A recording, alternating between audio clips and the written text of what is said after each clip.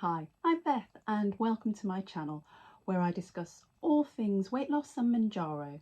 Today I'm going to find out just how accurate my smart scale is by comparing it to a body scan carried out under lab conditions. My local university has a Bod Pod which will tell me my body composition, and then I'll compare that to the readout on my smart scale. Now, a lot of us have smart scales, but I just wonder, do any of us know how accurate they are? I should say at this point, I'm not a doctor, I'm not a nurse, I'm not a nutritionist, I'm not a mermaid, I'm not a unicorn. The point is, this is not medical advice, this is just my opinion drawn from my personal experience. So, without further ado, let's weigh in. I could be a jockey. Only if I had a massive horse.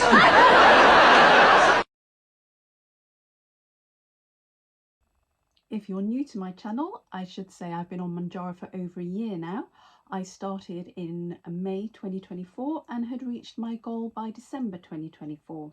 Started out at 196 pounds, which is 14 stone. And then I hit my goal at Christmas, which was 10 stone or 140 pounds. I'll show you some before and afters.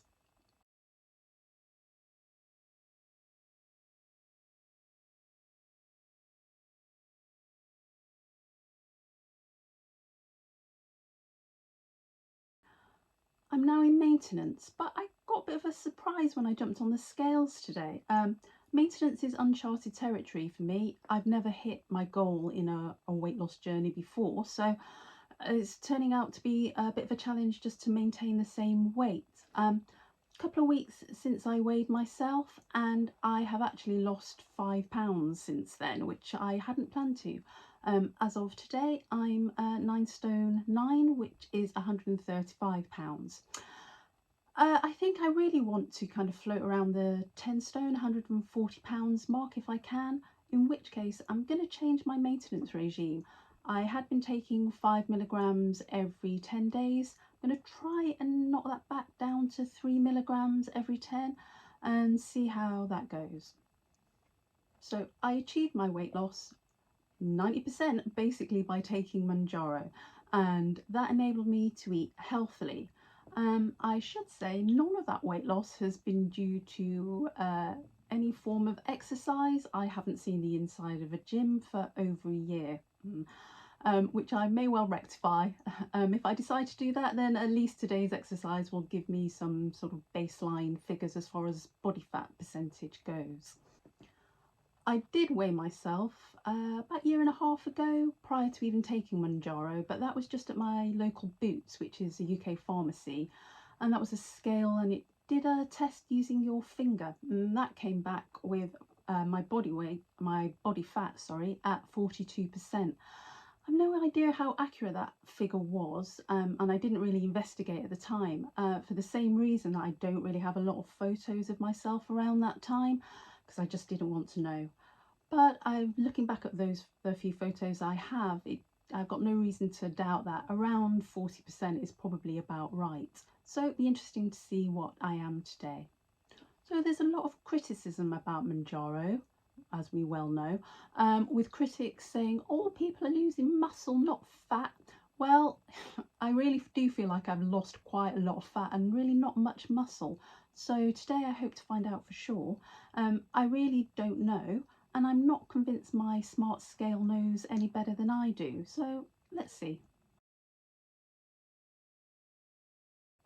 So I bought this bad boy on Amazon. I think it cost me about £20. You'll see very similar ones by various different makes. I suspect they're all coming out of the same factory in China. Now, smart scales work using bioelectrical impedance analysis, and all that means is they fire up a very low level electrical impulse up one leg, through your body and down the other.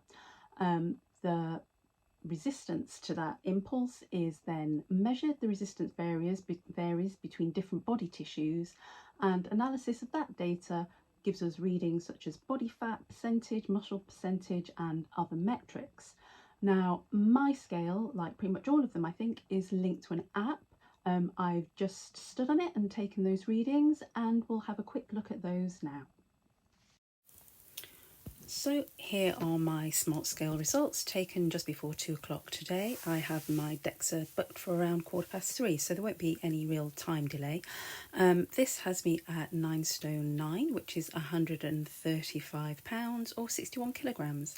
My body fat percentage, according to this, is 26.7%. Now, it's well within the healthy range for a woman, which I've seen can be from 21 to 36%. So I'm not too concerned about that. But yeah, just be good to have it verified, as well as, give me a pointer to some of the other numbers. So smart scales give us some very interesting numbers, but how accurate are they? I hope to find out in this video. At the lab I'm going to visit today, they have one of these things, and this is called a Bod Pod. Now the Bod Pod will assess my body composition and tell me exactly how much of me is fat. It does this by measuring how much air is displaced by the body in a sealed chamber, combined with your weight and height. From that it calculates how much of you is basically fat. It's all very sciencey. I'm somewhat concerned about being locked in a sealed chamber, but I'm sure it will be totally fine.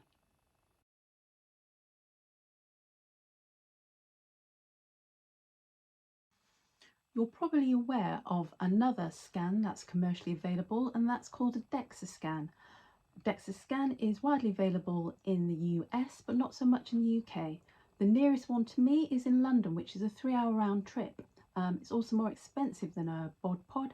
Bod Pods cost me £40 and the DEXA costs 150 upwards of.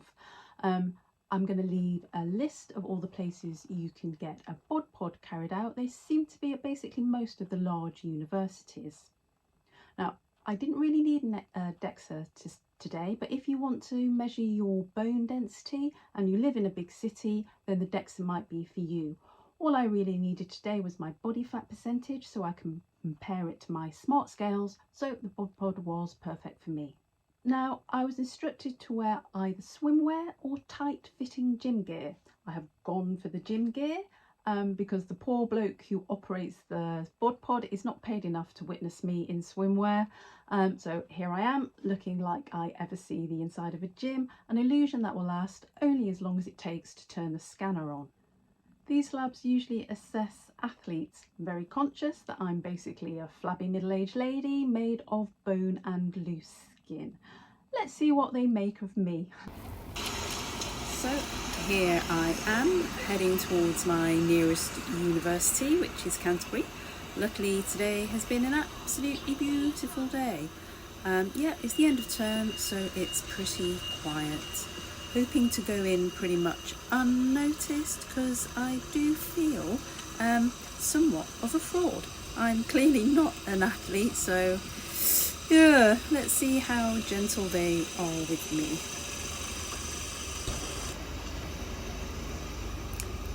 And here is the lab and the Bod Pod. And look at me in the Bod Pod. Yeah, wearing a swim cap. Well, it was not my choice. I think I proved that you do have to be very, very good looking to get away with no hair. I am no Jada Pinkett. Keep my wife's name out your fucking mouth! And that was that. Back out into the university campus and onto the mean streets of Canterbury, heading home to check my email and find out the results. So that was that. I was probably in the pod for no more than 2 minutes, and that's 2 separate lots of 1 minute.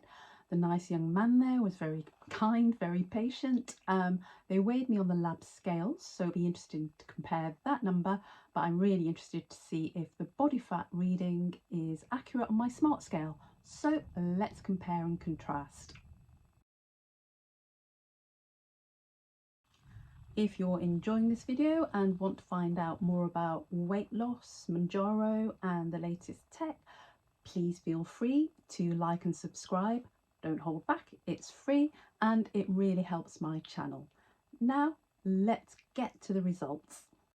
So as a reminder, the smart scale has me at 9 stone 9, which is 135 pounds or 61 kilograms. That was taken just before 2, and the Bod Pod reading is 320, so not a lot of time. The smart scale has me at 26.7% body fat, whereas the Bod Pod had me at 24.6% body fat, so really only kind of 2% difference. The Bod Pod also had me at 61 kilograms, so pretty much exactly the same weight and 2% difference as far as body fat goes, so really not that much in it. So in conclusion, there wasn't a big difference really. I'm not mad at it. They both had me at the same weight. My own smart scales had me at 26.7, whereas the accurate measurement was 24.6. So that's about a 2% variance. I'm really not mad at it. It makes me think, yeah, perhaps the rest of my smart scale results are pretty much spot on. I'm within a healthy weight and fat range, in fact a little bit on the lean side. Now putting weight on, it would probably be better not to put any more fat on, but possibly to build my muscles. Now if you don't have a smart scale at home and you just have regular bathroom scales, what you could do is what the technician did in the lab today, which was to put a set of weights onto the scales to calibrate them. If you have something at home like this thing, and I literally had to dust this off today, you can pop one of those on your bathroom scale just to verify it's giving you the right reading. Okay, that's it for today's video. Thank you for spending the time with me. It has got me off the couch today for once. I look forward to seeing you in my next video.